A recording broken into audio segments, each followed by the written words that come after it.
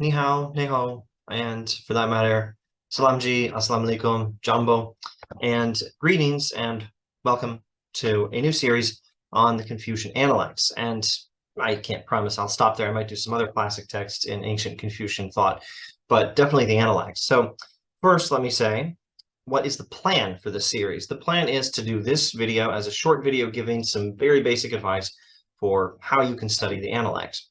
And in the next video, to give some very basic, rudimentary, introductory material on some of the terms and some of the themes in Confucian philosophy. And then to do a series of thematic looks at the Analects, looking at the text, maybe not in a systematic way, but at least in an orderly way. What I mean is this: I want to do one video per theme and multiple passages for each theme in many cases. Example, there'll probably be a video on all the golden rule passages in different parts of the Analects, and then maybe a video on where Confucius thinks we can get knowledge of right versus wrong, and maybe a video on the theme of trust, and maybe a video on some other theme and some other theme and some other concepts in the Analects. I don't know how many videos we'll end up doing. So this video needs to be just a very short bit of some very basic advice for studying the Analects, just a few tips that may be of use to you. Now, before even beginning, let me first set up all my screen share and everything. This is the photo I've selected for the lower right hand of the corner, the lower right corner of the screen, and this is Kowloon Peak, and we are looking at mostly Kowloon. Let's see, there's a bit of Lantau Island in the background. Disneyland should be somewhere around here. And over here on Hong Kong Island is the International Finance Center, and Batman jumped off of that building in Batman the Dark Knight. But mostly what we want is going to be this web browser here. Now let's see, what is the Analects? So you can call the Analects a book by Confucius, and you're wrong, but you're close enough, I suppose. What the Analects is a compilation of sayings of Confucius and anecdotes about Confucius, and to some extent some other ancient worthy characters in the Confucian tradition. It has conversations, for example, between him and his students, or his disciples, or his followers, whatever you want to call them. Disciple might be the best word. Follower is a good word. Student is fine. Okay, so the Analects is not a book by Confucius. It's more a book about Confucius and containing his words. You could call it the Confucian Analects or the Analects of Confucius, and that's close enough. You could call it a book by Confucius. That's not right. It's better to avoid that mistake if you can, but it's not a huge mistake. It certainly does contain words of Confucius. Now, I'm no expert on the transmission of the text. I think this is a largely reliable picture of the historical Confucius, but scholars will probably find things to talk about here, and I would not be a bit surprised if some portions of the text represent partially inaccurate ancient traditions about Confucius. I think many of these portions of the text, most of them, probably a vast majority, are largely reliable. It is the single most important historical source on the ancient Confucius, but it's the original Confucius, the historical Confucius, but it's not the only one. All right, enough of that. We're going to look at the text of the Analects in this series. Now, before saying anything about reading the Analects, let me say something about secondary sources. I have very little to say about secondary sources, except there are no doubt very many of them. And these are two, I think, very highly of. These have done a lot of good for me. The very short Introduction to Confucianism by Gardner, published by Oxford, is a fine book. And then Herbert Fingeret's Confucius, the Secular is Sacred, is a superb, I don't know what to call it, introduction to, reflection on, meditation on Confucian philosophy. Strongly recommended. Secondary sources and very affordable. But there's lots of other secondary sources, some affordable, some expensive, some may be free on the internet. Plato.stanford.edu and iep.utm.edu are good philosophy encyclopedia sources.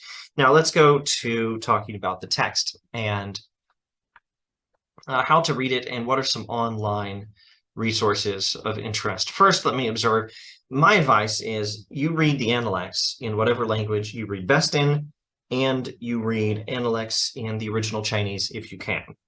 possibly both. And depending on who you are and what language you read best in, you might be able to read it in Chinese and still have some need to read it in the language you read best in. Do both, is my advice, whether or not Chinese is your own original language. Now, in the remainder of this video, I want to talk about English translations and some online resources that are useful. For those who can read the original, translations may still be of some use. There's not exactly a separation of interpretation and translation. They overlap somewhat. I won't say interpretation and translation are the same thing, but they do overlap. And they probably overlap a lot more with a translation from something like ancient Chinese to something like contemporary English. There's probably a lot more overlap there than there is in, say, a translation from contemporary French to contemporary English. Oh, speaking of French, I would imagine, speaking of reading the Analects in whatever language you read best in, that if you read in French as well as you read in English or better, you can find probably several different decent translations of the Analects in French. The same goes for Italian, Spanish, German, I hope Arabic. Probably there's at least one good translation in Arabic. Probably Russian has 1 or 2 or 3 good translations. And I don't know for sure, but probably several of the European languages, probably not Swahili or Urdu, maybe not Hindi either. I don't know. I sure hope there's a good translation in Hindi. And I hope all the major languages of the world get a good translation of the Analects in time. In the meantime, we are blessed in English with an abundance of good translations. So I need to talk about that. And as I pause the recording to think and resume the recording and pause to take a sip of this nice tea, what am I drinking here? Iron Buddha, nice Chinese style tea here. As I look at a photo from Taimo Shan, an early morning photo from Taimo Shan, tallest mountain in Hong Kong, looking over more Hong Kong here with Lungshan, with Cloudy Hill. But over here, we're looking at Shenzhen in mainland China. As I pause and try to think, I remember there's a thought I never completed. Translation. Reading it in translation might be useful even if you can read the original, because the translations will give you an idea of how some translators have interpreted the text. Now, having said that, I want to immediately reiterate that reading in Chinese, I'm sure, is better than reading in translation. And any small advantage you might get if you can read the Chinese from reading it in translation by seeing how translators have interpreted it is probably much smaller than any advantage you get from reading it Chinese that those of us losers who can't read the Chinese do not get. All right, now, enough of this. Let's talk about English translations and some of the online tools. Now, the first thing to learn about English translation is that there's a classic translation by James Legge. The James Legge translation is basically the King James version of the Analects. So James Legge is this missionary and scholar, and he did a number of translations of, I think this is probably the right photo of the right guy. He did a number of translations of some of the classic Chinese texts, and he did a great service in doing this. He did a good job. The KJV translation of the Analects is the James Legge translation. And what I mean is it's venerable, it's beautiful, it's classic, it's pretty good. It's the standard translation, or at least it was for quite some time. It's well read, it's widely quoted. The American Supreme Court quoted the Legge translation. C.S. Lewis read the Legge translation and quoted it in The Abolition of Man, if I'm not mistaken. It's a fine translation. It's adequate for many purposes. If you are doing a research paper in an upper-level university class, you really don't want to just rely on the James Legge translation, but it's adequate for just understanding some of the basic ideas. Oh, and it's available in cheap hard copy. It's public domain, so you can get cheap hard copy. This is a Dover edition of Legge translation of the Analects into other classic texts, and it has convenient footnotes, extensive footnotes by Legge himself, as well as material on the backstory on the text and who are some of the major characters in the text. Really useful book, this one, and I imagine you could find this on Amazon like I did for pretty cheap. And this whole book is public domain. This book in my hands is public domain, so it's got to be on the internet somewhere. But it wouldn't work for me to read all of it.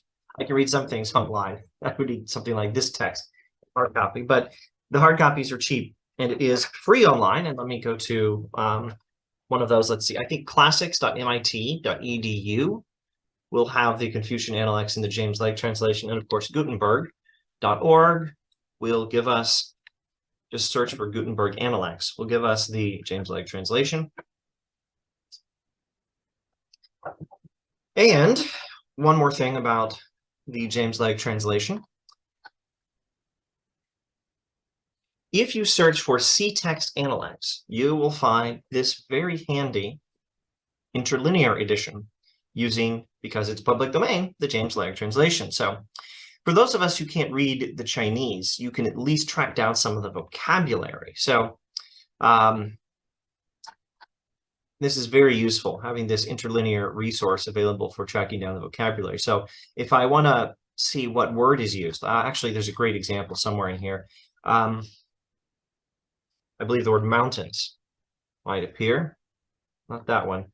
Well, maybe it wasn't mountains. Let's do a search for tranquility. There we go. Hills. Okay. The virtuous find pleasure in hills. The virtuous are tranquil. The virtuous are long-lived. If I want to see what word is used, what word for virtuous is used for the virtuous find pleasure in hills, the virtuous are tranquil, the virtuous are long-lived, I can use an interlinear text like this to find out which word, and it's this word. The standard anglicized Mandarin is Ren, R-E-N. The standard, well, I'm not sure if this is standard. I'm not sure I'm even pronouncing it rightly enough. But the Cantonese or Guangdonghua pronunciation of this word is Yan. Yan. Okay, so this is a word for, well, you can say it's a word for virtue. That's how it's used here. It's sometimes translated benevolence or humanity or kindness, or I think Legge will translate it perfect virtue sometimes. It's a very important word in the Analects, and we'll talk about this in the next video when we introduce some of the basic terms and concepts. The immediate point here is only that you can use this nifty interlinear online edition that makes good use of the public domain James Legge translation to do cool things like track down the vocabulary words. And for example, you can find that the word appears 13 times in book 6 of the Analects, and it appears here in this really important golden rule passage at the end of book 6. Now, having said all of that, I need to now stop praising the James Legge translation and say it's not the best translation. And it's got some other issues. It's probably not the best translation on the whole. Actually, maybe that's the only main issue, except one. I need to mention this. If you go to Gutenberg edition of James Legge and do a search for the word radical, you see one issue with the Legge translation. It's King Jamesy, which is to say, well, it's not as old as the King James translation of the Bible, but it has a lot of similarities. It's venerable, it's well read, it's important, it's great, it's awesome. It's not the best translation, and some of the language is lost on us now, and it might be time to move on from the James Legge translation. The superior man bends his attention to what is radical. Now, in contemporary English, radical parallels a word like extreme, but the original sense of radical meant pertaining to the root. This is from the Latin word for root. So the Latin word for root, I believe, is radix. And off the top of my head, I would say the genitive case might be something that sounds a little different, like radicus. I was right, radicus. Radix, radicus. And the English word radish, the vegetable, comes from this, I believe, as well as the word radical. So radish is radical in the etymology of the words, even if in the contemporary use of the words, there's nothing remotely radical about radishes. Is there anything more boring and less radical than a radish? I don't know. So the immediate point here is When Legg translated a sentence here as the superior man bends his attention to what is radical, it was more obvious to Legg's readers at the time that it means the superior man pays attention to the roots of things. And you can tell from context that once you realize radical means attentive to the roots, that that's what's going on. But not everyone's going to understand this when they read the Legg translation. I would imagine 90% of people these days who read the James Legg translation will read this sentence and not understand it because the English word radical has moved on from its etymology. I think it may be time to move on from the James Legg translation. And now I have to say, in addition to this, I don't think I mentioned this, in addition to the fact that there are any number of good translations that are affordable and maybe some good ones that are expensive. For example, the Oxford World Classics edition, which I use, this is a very fine translation. Also, it has some very useful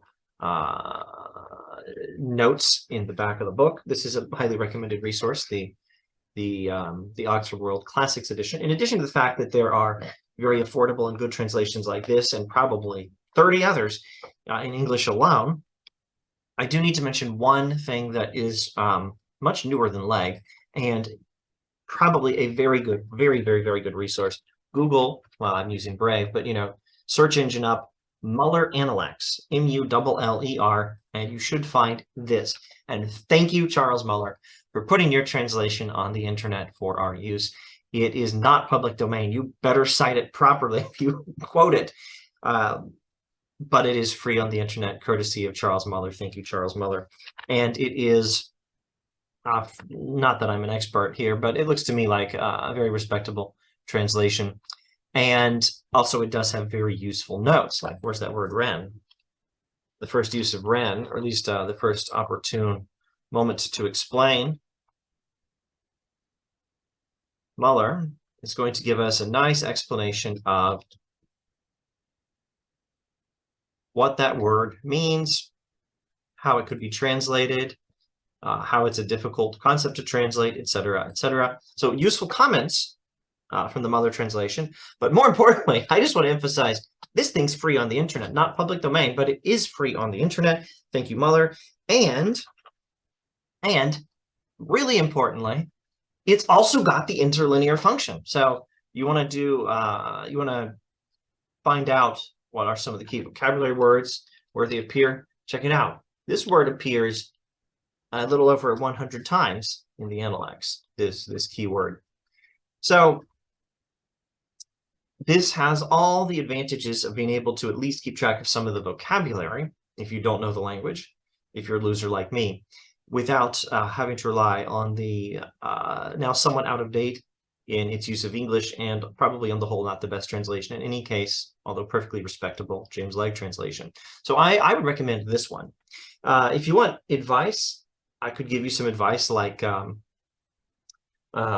if you cannot read the original, read 2 translations for studying the Analects. I could give you advice like that. That might be pretty good advice. I could say read Legg and Muller, or if you can spend $5, read Oxford or something else that's a good, smooth translation. And if you read better in some other language, find a translation there if you can. Find 2 in your language, or that plus the Oxford World Classics, or that plus Muller, or that plus Legg or something. I could give you advice like that. Some of it might be good advice. But now I need to shut up with just one final simple piece of advice. All of the advice, here's my advice about my advice. All of the advice I'm giving in this video is for you to use if it helps. But the most important thing is just read. Just read the dang book. Read it in what languages you can. Read it in what translations you find. Be careful if you're writing a research paper. Your teacher might not want you to cite the Legg translation. You might want to consult something that's probably a little more, a little more fancy, a little more new, a little more prestigious or something. But the important thing for studying the Analects is just read it. It's a wonderful book. Just read it. And in the next video, I hope to introduce some of the main concepts to pay attention to while you are reading the book. And thanks for watching.